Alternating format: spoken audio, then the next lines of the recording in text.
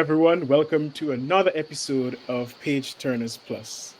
Today, we'll be deviating from our usual pattern and we won't be reflecting on a specific book, but we'll be having an extra credits program where we reflect on several books that we've read over the last 2 years that members of the panel particularly enjoyed.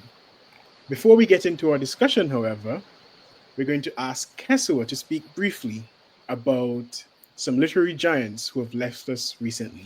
This year we wanted to just mark very briefly the passing of Nikki Giovanni, of Elizabeth Nunez, and of Maryse Condé, three giants of Caribbean literature who are no longer with us. They contributed in different ways. We think about Elizabeth Nunez, who we had the pleasure of interviewing only a year ago now, and who contributed so much to particularly the Brooklyn Caribbean Literary Festival. Maryse Condé, who won the Alternative Nobel Prize for her oeuvre of work, who gave us I Tituba personally for me, and Waiting for the Waters to Rise, which we just reviewed this month. And of course, this year is the centenary of James Baldwin's birth, that illustrious African-American writer. While they didn't always reside in the Caribbean, we know that for many Caribbean people, we have loved their writing and their work, and they will be sadly missed. Thank you very much, Kesua. So to start off, we could ask, which Caribbean book in 2023 or 2024 moved you like no other? I'm going to jump in on this one because I think for me, it's an easy one. Antoine of Gommiers, the Haitian writer, Haitian novel by Lyonel Trouillot, which kind of reflects on the nature of history, truth and fictions of history. That book lived in my head for so long afterwards, telling the story of these two brothers, one who was sort of an intellectual, but not really, or was he? And the other who was definitely a man of the streets, and they lived together in Port-au-Prince, and through their eyes we saw the nature of legend, the nature of myth, the nature of history itself, who gets to say what's truth and what's not. As a historian, it was particularly pertinent, but I think as a Caribbean person, it was particularly pertinent as well. And I loved that novel and recommend it to everyone. It's on all my reading lists. So yeah, that was a big one for me in the last 2 years. I can tell you that I actually considered Antoine of Gommiers when I actually checked my Goodreads to see what I'd read. But in the end, I settled on a book of poetry. Poetry is actually my first love, and it's Archipelagos by Geoffrey Philp, the Jamaican poet. And I actually reviewed it for Moko magazine last year, and it's probably my most favorite book of poetry for the decade. And the reason for that is it covers so many topics: colonialism, neocolonialism, fascism, the rise of fascism in America, climate change. And one thing that stuck out for me in the last couple of hours when I was reflecting on what I liked was how relevant it is to the situation in America and across the globe at the moment. As we're recording this, Donald Trump has been elected president once again. And probably the best poem in that collection was called America 2020. And he starts it by saying, America, you've lost your way. And I think it was written in 2020, but it's so relevant now. It's relevant for the world. We've lost our way. The rise of fascism is insane. And the way that the whole world is changing, climate change, and Western countries aren't, cementing in their minds how this impacts smaller countries like the Caribbean. We've seen this year very hot summers, hurricanes devastating countries.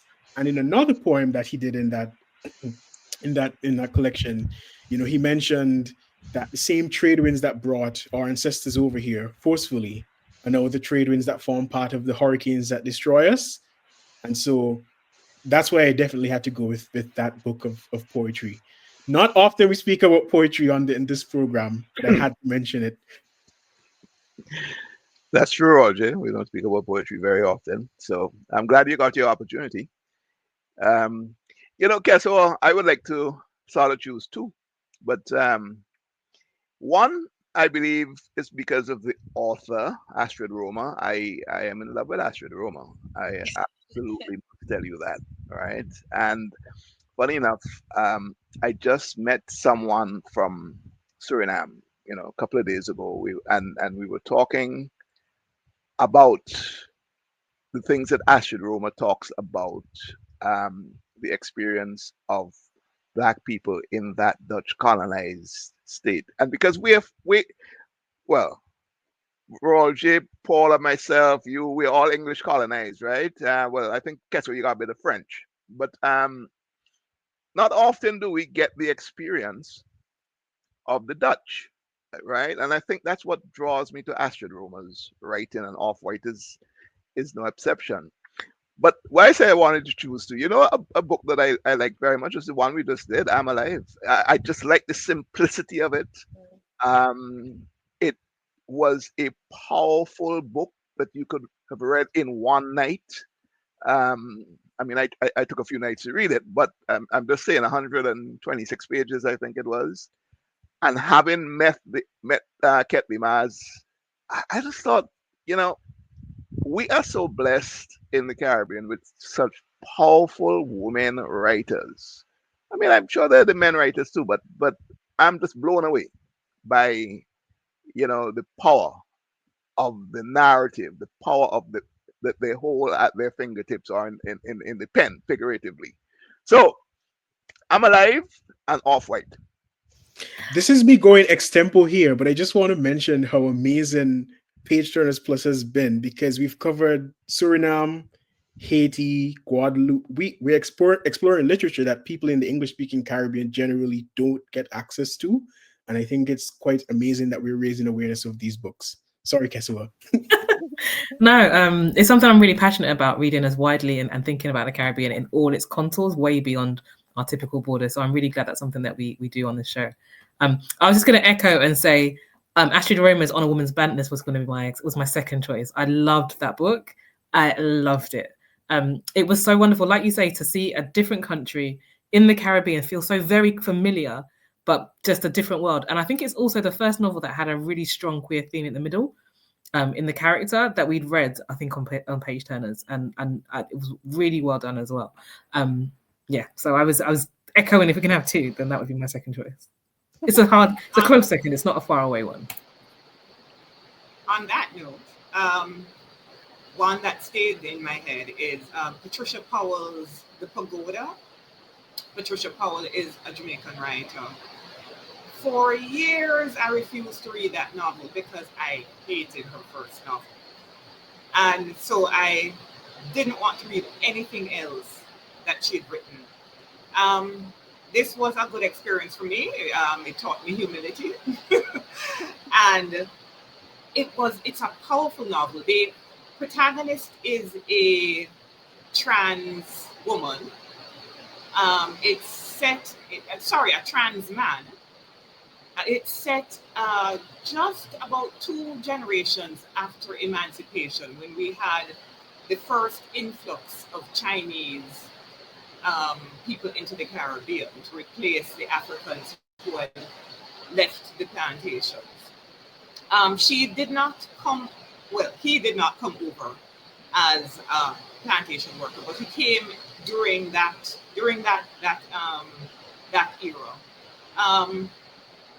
It's just a really, really powerful novel, and it is it does cover queer themes. And what's really interesting is how it shows you it imagines, I think, very well how queer people would have had to negotiate that kind of environment. It's not as welcoming an environment as our, and even now it's not a particularly welcoming environment for trans people. But I thought it was persuasive. How the writer imagined that a trans man would have had to negotiate those times, and a Chinese trans man in a society which is primarily African, but ordered and controlled by Europeans. So it's really very, very well done. I'm glad that I got over myself and read the novel. Well, since Tony mentioned, yes, they're male writers too, I'll jump in with one that stayed with me, which was Hungry Ghost by Kevin Jared Hosein. I really absolutely love that book. That one did live rent free in my head for quite a while. I just love the storyline. I love the fact that we got a bit of the Indo-Trinidadian history and culture, and so that's definitely one that stayed with me. Another one that I actually read this year is Family Lore by Elizabeth Acevedo. We did her book Clap When You Land, I believe last year. And Family Lore is actually her first book for adults. Her other books have all been young adult books. And she finally published Family Lore, which is the story of four sisters from the Dominican Republic, each of whom has a gift. They've now all migrated to the US in Brooklyn.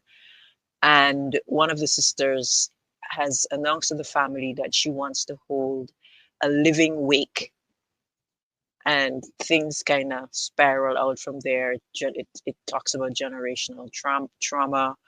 It's very focused on mother-daughter relationships, and I think she made the transition from writing young adult books to writing books for adults absolutely brilliantly. It's written in prose. It's not written in her usual spoken word poetic format, and I really thoroughly enjoyed it. I actually, for some reason this year, I think I've read 3, if not 4 books by authors from the Dominican Republic, and I'm thinking that was my favorite of the 4. And as we mentioned, the fact that thanks to Page Turners Plus, we've traveled all over the Caribbean, especially to the non-English speaking countries. I feel like that has just so enriched my reading. It's just fantastic. I wanted to highlight something in the novel that Paula focused on. The theme that of gayness, homosexuality, or whatever. Isn't it interesting that in a largely homophobic Caribbean society, and I think the Caribbean societies are largely homophobic, still get in there. But isn't it interesting that almost every book that we reviewed this year touched on that theme? And I I find it interesting that the authors couldn't resist, and they putting it in there for enlightenment, controversy, what? I I think don't know some what of the authors are queer, so Yeah. they're just writing about their world. Right, because queer people exist.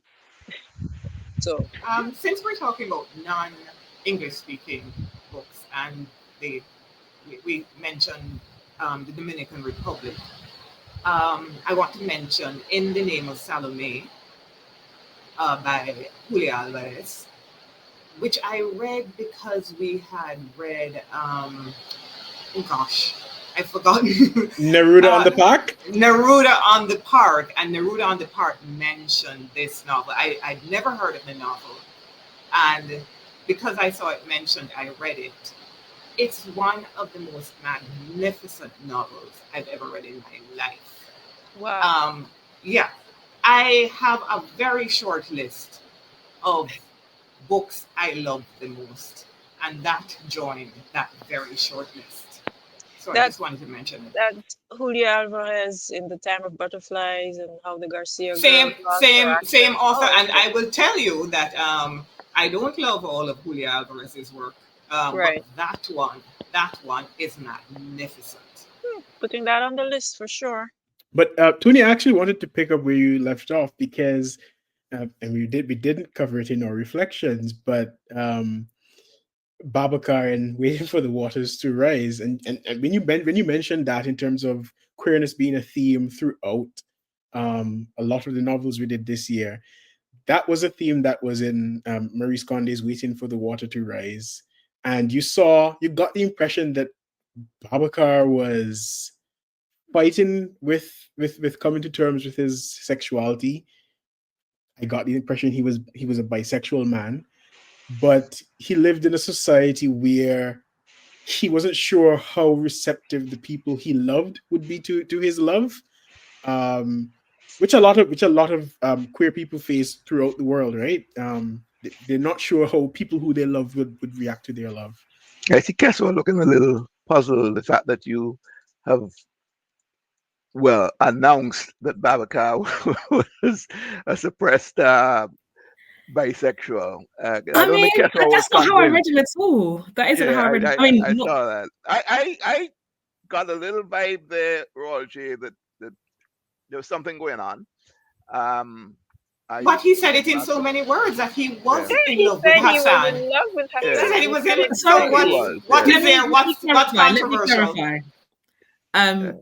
I probably was being a bit hyperbolic when I said I didn't read it in that way at all. So obviously he has a romantic attachment to Hassan, his friend, that he later admits, I think I'm actually fully in love with this guy, right? And he's a man. But I actually thought she was kind of complicating the notions of binary sexuality, right? That he's got to be straight or gay.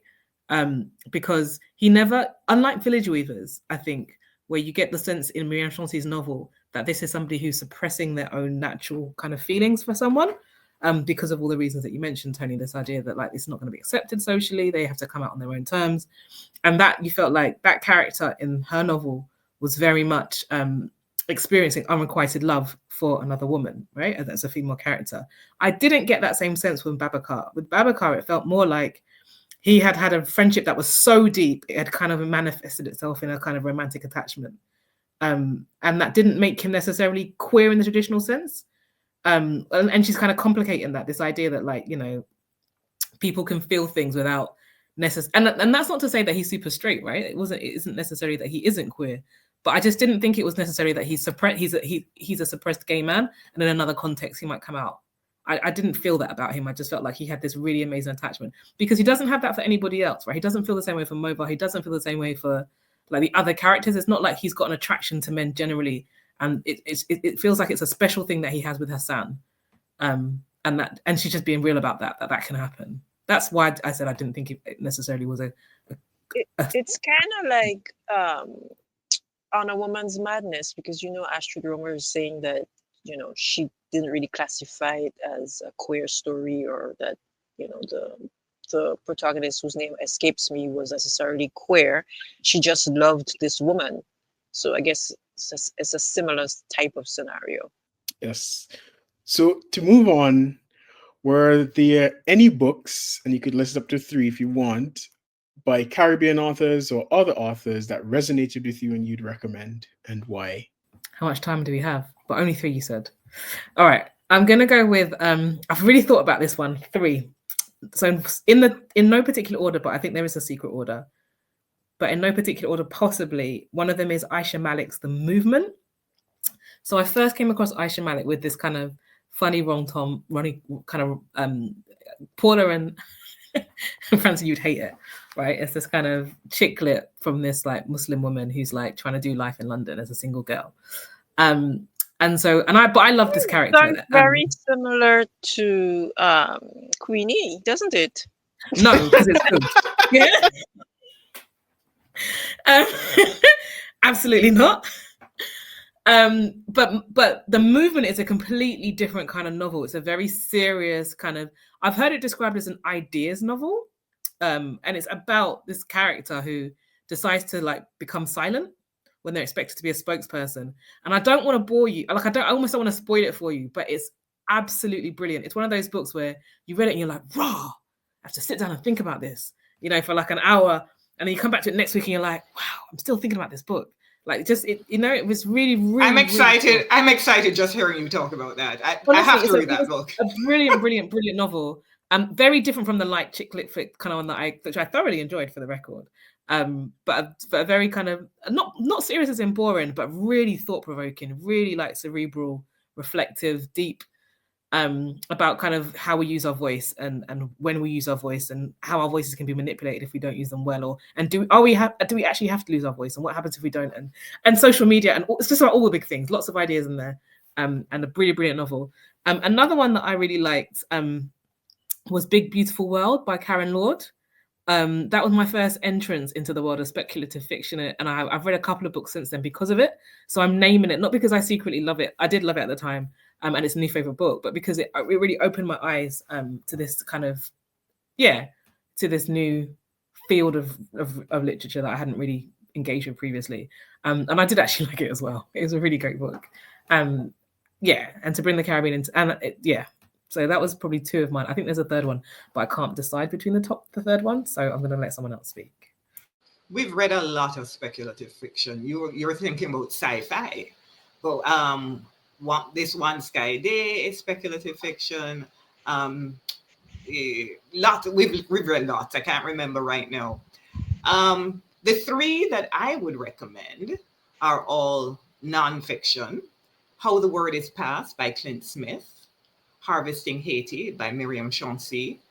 The Fire Next Time, that old classic by James Baldwin. No one should die without reading those books. I'm definitely going to agree with The Fire Next Time. I haven't read the Harvest in Haiti, which is actually on my TBR, but I was in my final year of university in Scotland when I went to the bookstore, picked up The Fire Next Time, and actually finished it before I left the bookshop, which was hilarious. But they were bringing tea, and I actually genuinely loved it. And this was that period where, I mean, America is still out of control, but America was really out of control then. This was the aftermath of George Floyd, the January 6th riots. So it definitely resonated with me. And I started what is it called? The Fire This Time, which is a collection edited by, I can't remember her name, but Honoré Fanon Jeffers is one of the contributing authors to that book. And it's meant to be like the modern retelling of George Baldwin's book. I haven't finished it, but I liked the way it was going. Another book that resonated with me, and I must admit that I don't read many books from authors outside the Caribbean, or I read a lot of Black authors and Caribbean authors, and that's just my bias because in my academics, I read works by so many people from other cultures. I read a lot of books by white authors, so I try to limit my recreational reading to Caribbean and Black authors, just as a political statement. But one that resonated with me, and I'm sure I mentioned it on this program before, was Anthony Joseph's Kitch. It's the fictional biography of Lord Kitchener, the famous Calypsonian from Trinidad and Tobago. And why I liked it so much was partly because I live in Trinidad, and it shows so much of the inner city life. Because when you read the newspaper and you read social media in Trinidad, you get a lot of discrimination against people who come from those inner city communities. And unfortunately, the majority of the people who live in those communities are Black. And it's a lot of unfounded racism. And of course, I have to play my part politically. So when I read that novel and I get to understand what made these lives in these communities and how they end up being what people would call ghettos. And then we got a glimpse of that again this year when we did Barbara Jenkins' The Writer's Place, although it was sort of not really on the periphery, but in another community in Trinidad and Tobago. So that's one book that resonated with me that I would recommend for anyone who's trying to understand the progression of these communities in Trinidad to what now we call like inner city communities or ghettos. If I listen to you guys, I'll do nothing else but read. And really and truly, there's life after reading, Paula, and guess what? You'd be very happy with that life choice. Yeah, I mean, the books that you all described there sound absolutely amazing, and that's gonna cost me more money on my Kindle now. But to be quick, I like the immigrant story, right? And I also like contemporary politics that revolves around things like immigration, and I find myself drawn to those books. And I made some notes. Admiring Silence by Abdullah Zarak. I hope I pronounced his name right. Right. This is a man who escaped from He Zanzibar. won the Nobel Prize. Yeah, he won a Nobel Prize. Right. He is an intellectual, and he, they say, escaped from Zanzibar and ended up in England, got educated, became a intellectual, but then revisited Zanzibar, and that's where the whole transformative thinking started to take place, trying to sort of stitch together the Western experience with and his new being, as it were, with what um, the culture and the way of life in Zanzibar was. And it's a story that interacts with refugees and people seeking asylum. Um, just very intriguing. Another one along that line is Cities Without Palms. This is by Tariq, and I don't ask me to pronounce the second one, his second name. You guys are the professionals with that. But again, this is um, a young guy who left his village in Sudan, desperate for work, ostensibly to sort of save his mother and his sister from famine and disease and so on. So he was going to be the breadwinner, and went to the city, but from the city went over to Egypt, from Egypt into Europe, and the whole book traces that life of the immigrant, and the hardship, because where he eventually ended up was Holland, but life never got better. And this was reality.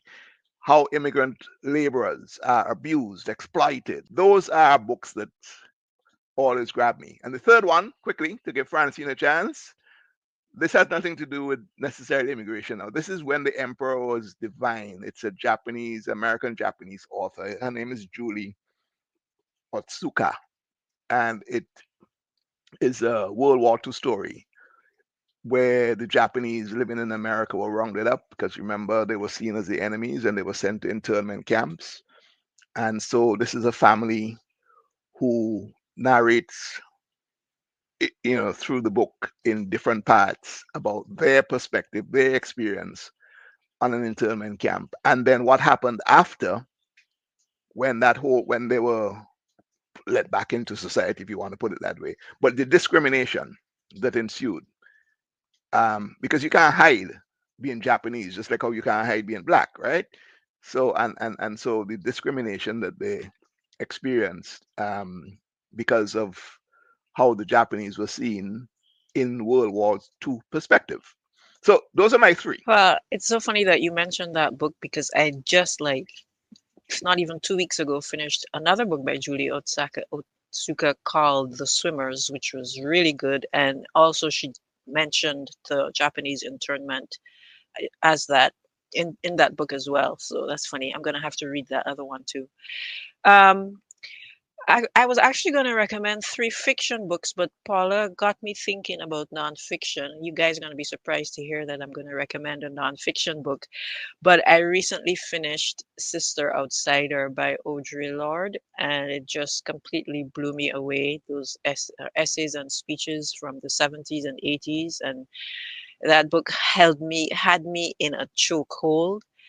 And of course, from a personal point of view, of course, her parents were Grenadian, and the last essay in the book, she was writing about the Grenadian Revolution. She actually visited Grenada twice, um, just after the revolution, and then after the intervention. And the last essay in the book covers her thoughts about that whole scenario, which has me questioning lots of things that I thought I knew. So definitely read. And Keso, I assume you've read it as our in-house feminist. But yeah, just and the things about that book that struck me as I was reading it, and Rolji touched on it as well, is just how little things have changed in the US from the time that she was writing.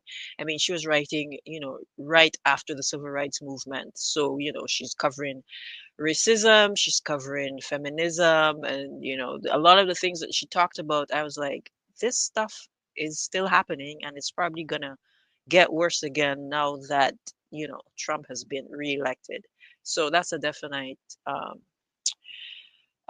recommendation. And then I also try to read, Black and African authors. And this book, I'm going to show it, that I read, it's called How Beautiful We Were by Imbolo Mbwe. And this was a 5-star book for me. It's set in a fictional African village where an African oil company has come in to basically, an American oil company, sorry, has come in to basically, take oil out, and they have completely wrecked the farmlands. The children are dying from drinking toxic water. It's all terrible, and the villagers have the government, of course, is saying, yes, we understand, we'll help you, we will talk to the company, we'll fix things. Of course, they don't, because they're getting kickbacks.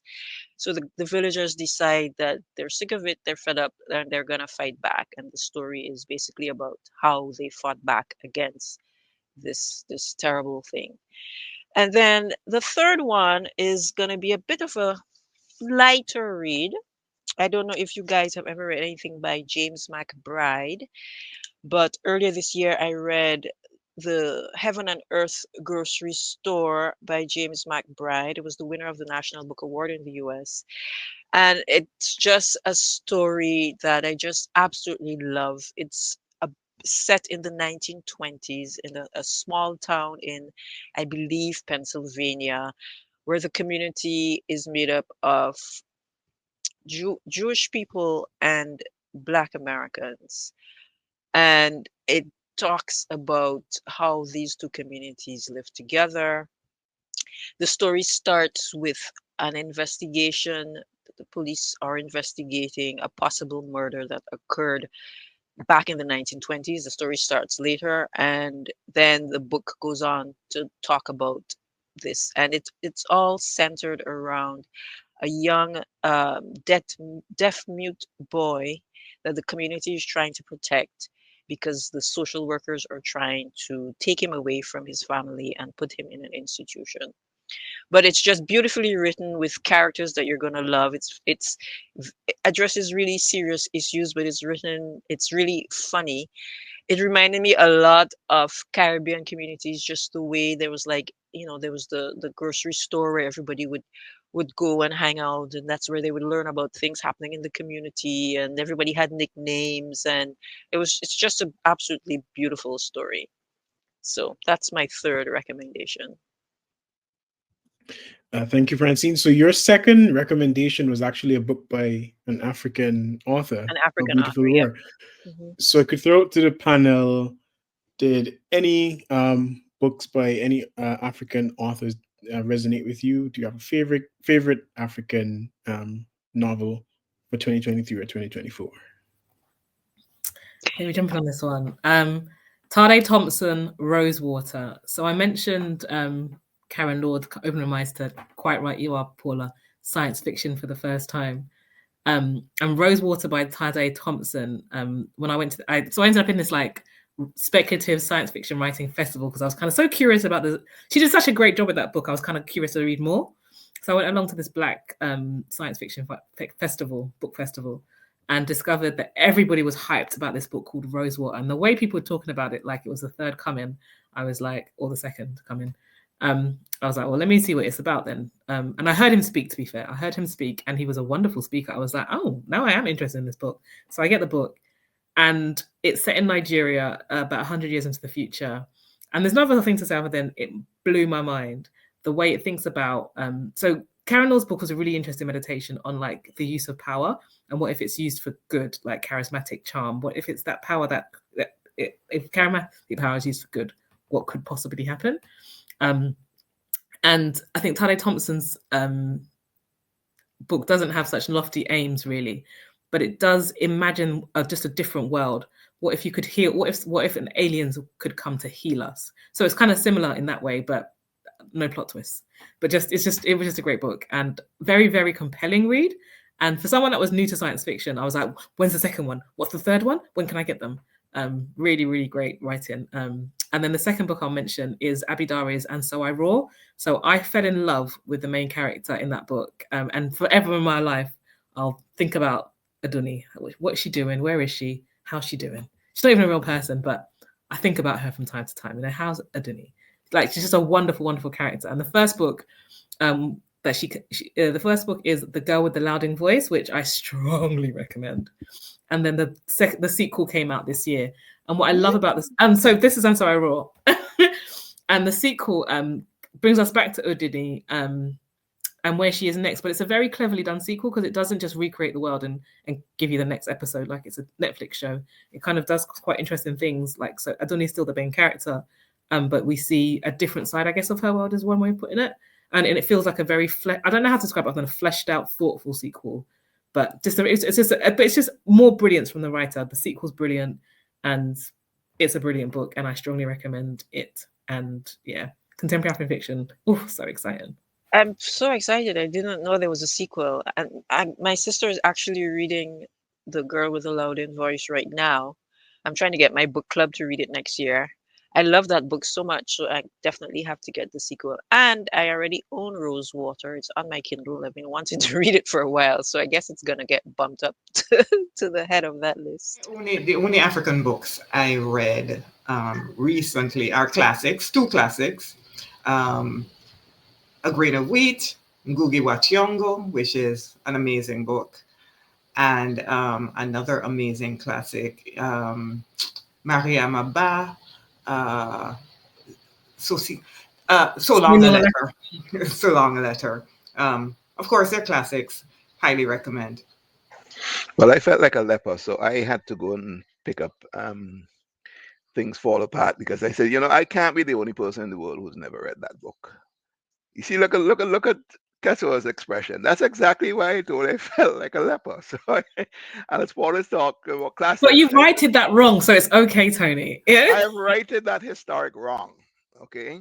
And there are quite a few more, You'll be surprised that you guys, Marie Sconde, for example, I've just started to read her. So, I'm a newbie in some of these spheres that y'all have already delved into.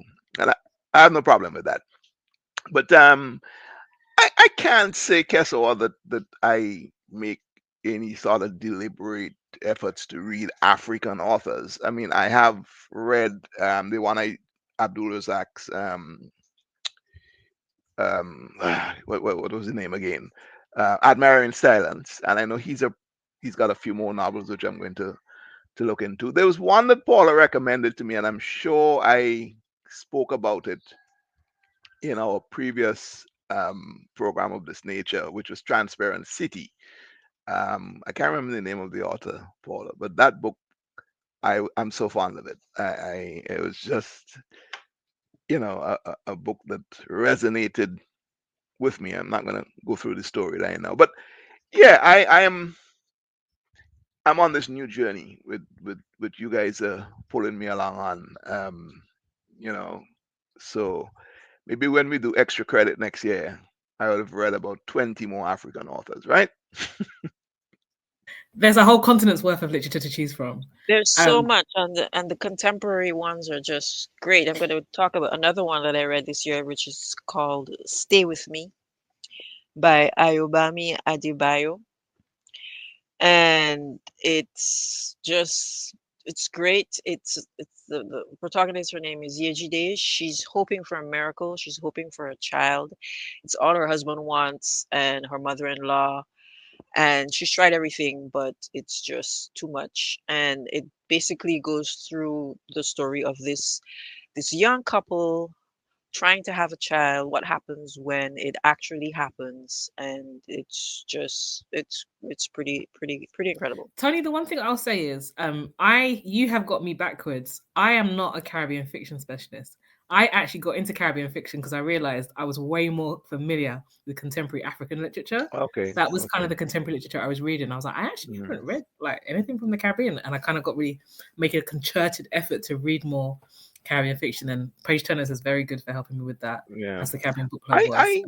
I tend to like, obviously the African continent, as you all say, is, pregnant with authors that that I need to explore. But just before Royal J pulls time, I want to just put in 2 more books. They're not African writers, they're Asian. Well, if you can call Afghanistan, well, that's Arab. But A Thousand Splendid Suns was written by the same kite runner, Khalid. Francine is not in the head. So Hosein. Right? Khaled Hussein, right? Yep. Mhm. Yeah, and that was a bit of a complex novel, but a very well told story, and I love that book. And the other one, and I I'm hated trying. that book. I found it really sad, like depressing. Like I wanted It to was slip my sad. feet. Yeah, It, it was it really sad. was It sad. was sad It- and it- depressing, it- but it was yeah, just so brilliantly written. yeah. Yeah, Like, beautiful. And the other one, and I don't follow Oprah. Eh? So let me just make that disclaimer. But Covenant of Water, I think that's a book that everybody should read. Yeah, and that's Ketua is shaking her head. Ketua, you haven't read Covenant of Covenant Water. of Water? I don't even think I know this book. Who's it by? What's it about? I think Abraham you guys think more of it than I Abraham do. Verghese, Ethiopian author. He's a doctor and an author, right? Not mistaken. Oh my goodness! And he has a new one out, which his new one I haven't read it either. I haven't read it yet, I should say. But Ketua, you definitely need to read The Covenant of Water. Like, absolutely. We're running out of time, Yes. and I want to interject because we were all anticipating, we were all excited about Zadie Smith's The Fraud. And I know that Ketua had some very strong feelings about it. So those of us who've read it, and I'd like to hear Ketua on it, if she doesn't mind. Okay.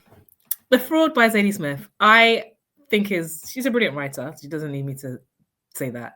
I personally didn't think the Caribbean was very well drawn. I felt the Black British history was very dated. The way that, there's lots of good things about the book. Probably a little bit big, but big authors have big books. I don't want to talk about it lots because I'm not one to shout people down. Like, I don't want to run people down. Like, Well, I didn't think it was her best. I mean, and that's I have no. Yeah, I think what it showed me in lots of ways was that she's an excellent writer. She's an excellent British writer. She writes Britain extremely well. She's not great on the Caribbean. If you want historical fiction, I would say we have very many historical fiction novels that we've read. I can recommend a few off the top of my head. But her reality is Britain, though, so it's okay. Well, exactly, and I think it shows. I think the problem for her is the fraud. The fraud okay. shows. Quickly, Royal J.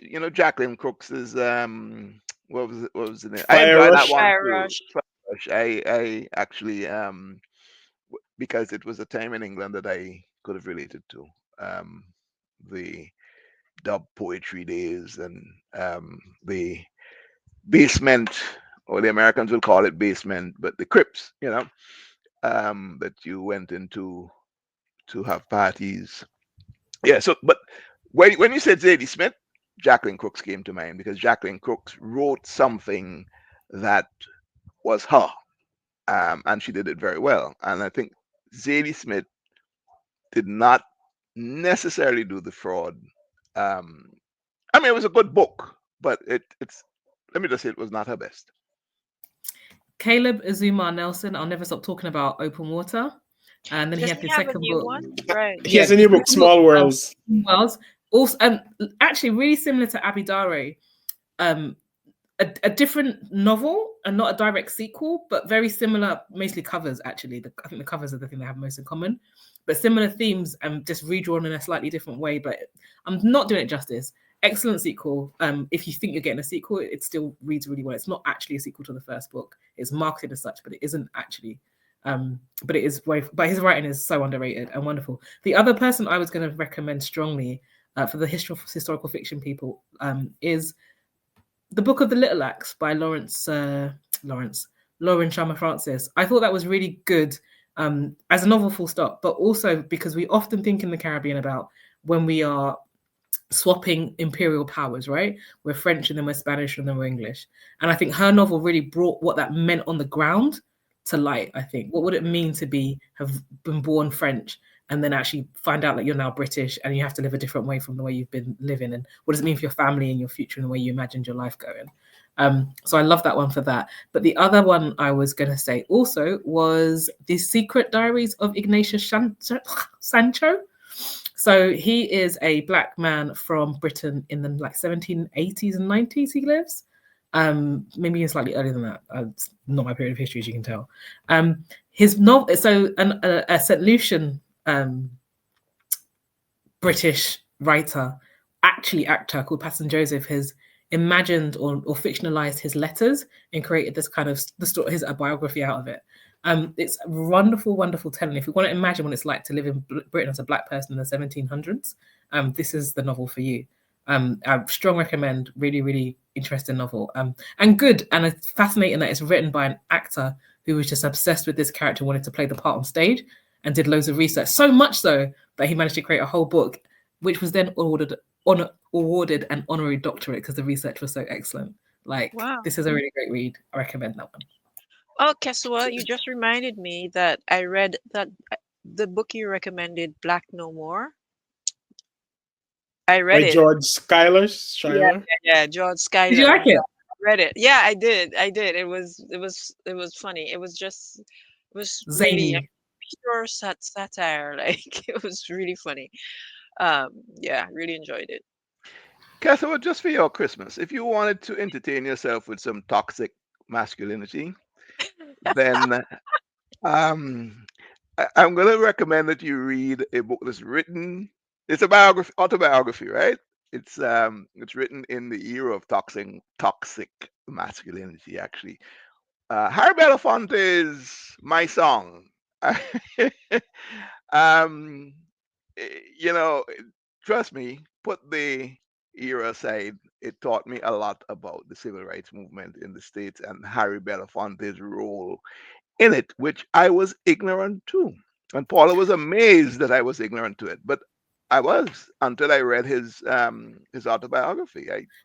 The man was central to so many. I think / heard him speak and then flicked through the book. Perhaps I haven't read the whole He was thing. central to so many things that happened in that era that I was just for some reason unaware. And to the antidote, after you read The Toxic Masculinity, she doesn't need anybody to plug this book because it's doing so well. Sophia Sinclair's How to Save Babylon. As we all know, well, I think the whole world knows about this book already, but it's a girl growing up Rastafarian with a toxic masculine father.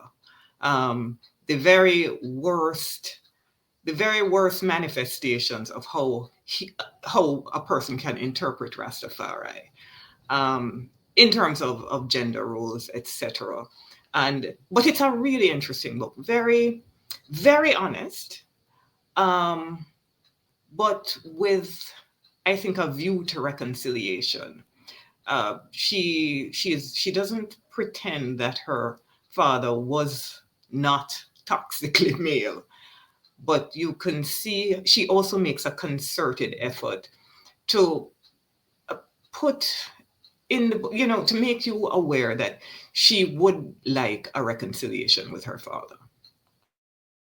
Yep. So we're basically out of time, but I just wanted to plug here, Kesuo, that one book by an African author that I liked was The Private Joys of Nana Maloney by Okechukwu Zelu. He's British Nigerian, I think. But I loved it because I hated it.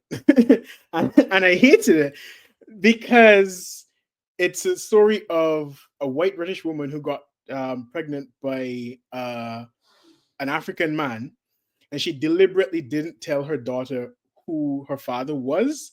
And so the novel paints the father in a very bad light, even though he's totally not at fault.